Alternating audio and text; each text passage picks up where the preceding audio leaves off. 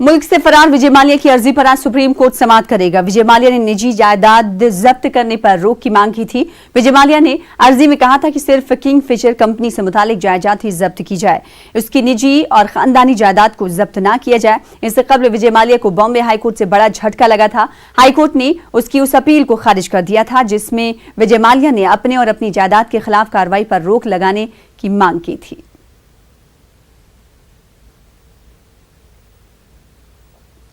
मुल्क भर में हुजूमी तशद्दुद रुकने का नाम नहीं ले रहा है। अब इस हुजूमी तशद्दुद का शिकार एक साबिक आर्मी अफसर बन गया है। वारदात हफ्ते की रात की है जब उत्तर प्रदेश के अमेठी में 64 साल साबिक आर्मी कैप्टन अमानुल्लाह को लोगों ने मार मार कर हलाक कर दिया। बताया जा रहा है कि अमानुल्लाह और उसकी बीवी अपने घर में थे। कुछ लोगों ने उनके घर में घुसकर इनको लाठियों से मारना शुरू किया। अमानुल्लाह की मौके पर ही मौत हो गई। अमानुल्लाह के बेटे ने पुलिस को इस वारदात की जानकारी दी है।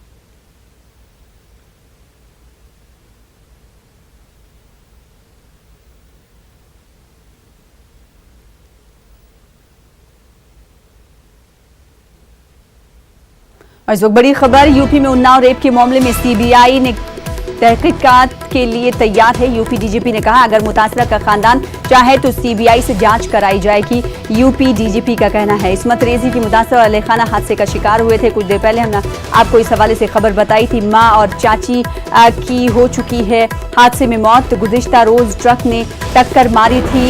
इस्मत रेजी की मुतासरा लखनऊ के ट्रॉमा सेंटर में दाखिल है, भर्ती है। तो इस वक्त की बड़ी खबर आपको दे रहे हैं। इससे पहले भी हमने आपको बताया था कि 2 लोगों की इस हवाले से मौत हो चुकी है इस मामले में। और इस पर यूपी डीजीपी का कहना है कि सीबीआई तहकीक के लिए तैयार है। अगर मुतासरा का खानदान चाहता है कि सीबीआई से जांच कराई जाए तो हम भी तैयार हैं। इस्मत रेजी की मुतासरा अहलखाना हादसे का शिकार हुए थे।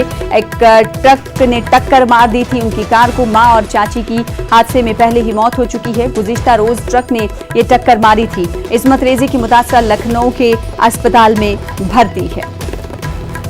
ऋषभ मनी हमारे साथ जुड़े हुए हैं इस हवाले से मजीद अपडेट के साथ। ऋषभ, अब यूपी डीजीपी कह रहे हैं कि सीबीआई इस पूरे मामले की तहकीक करने के लिए तैयार है अगर मुतासरा खानदान ये चाहता है।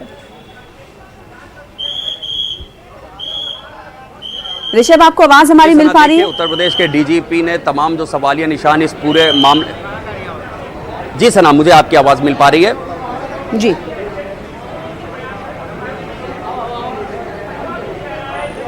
यूपी के डीजीपी ओपी सिंह ने तमाम सवालिया निशानों के ऊपर विराम लगाने की कोशिश ज़रूर की है। उन्होंने कहा है कि शासन ने ये विचार बना लिया है कि अगर पीड़ित परिवार ये कहता है इस पूरे हादसे की सीबीआई जांच होनी चाहिए तो सीबीआई जांच करवाने के लिए तैयार हैं।